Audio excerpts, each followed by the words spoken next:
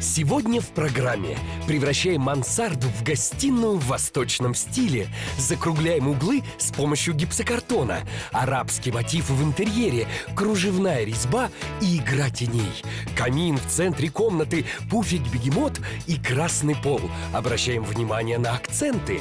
Смотрите прямо сейчас.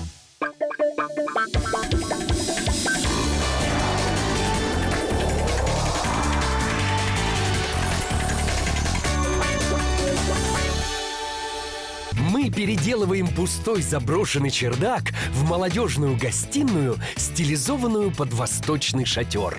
В комнате 29 метров, но встать в полный рост можно лишь на 12 из них. Минусы пространства дизайнер Тина Наледина превращает в плюсы. А сейчас мы приступаем к созданию самой яркой детали интерьера – камина. В нем будет все необычно. И форма, и расположение, и сам огонь. По центру комнаты мы выстроили из гипсокартона вот этот короб и приступаем к его облицовке декоративной плиткой с марокканскими изразцами. Все остальное появится чуть позже. За счет невероятно насыщенной отделки сложно поверить, что совсем недавно это был необжитый чердак.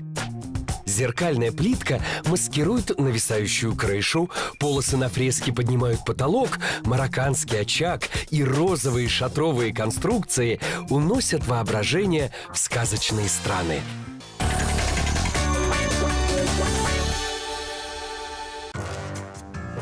Итак, доделываем начатое.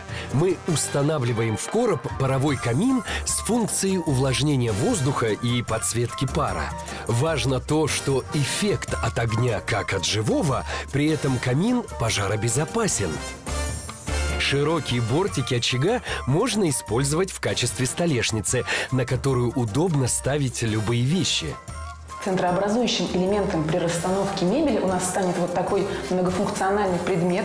Это одновременно и столик, и очаг, и к тому же очень интересный и необычный арт-объект. Мы облицевали его керамической плиткой с восточным орнаментом и встроили паровой электрокамин с эффектом живого пламени.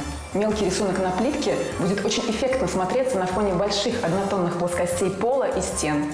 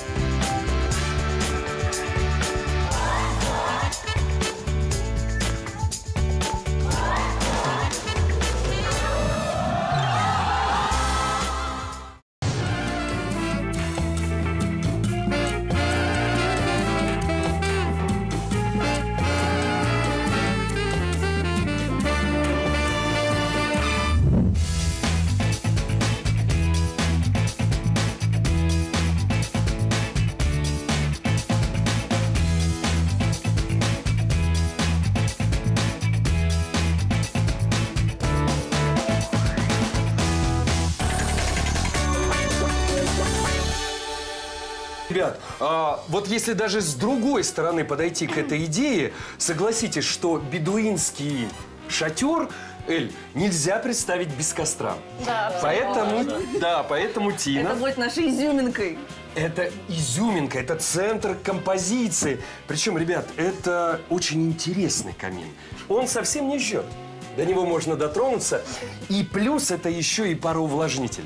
Молодежь, запомните, это очень важно. Дело в том, что поддерживать влажность на верхних этажах всегда важно. Здесь воздух всегда чуть суше, чем на нижних. А поскольку камин вмонтирован в такое интересное основание, то это основание превратилось в функциональный столик. Можно и еду поставить, когда гости придут, да?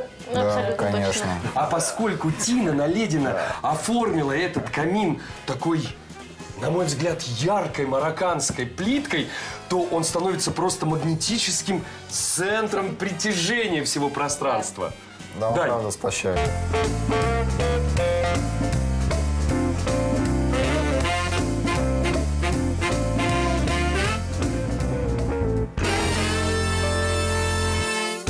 что, удобно, уютно?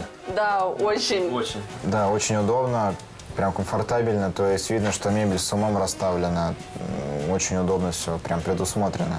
Фантазии были страшные, но это оправдало даже самые невероятные из них. Потому что темного потолка и пола я никак не ожидала. Но все в целом, все в комплексе смотрится просто потрясающе. Ну что ж, мы поздравляем вас с новосельем.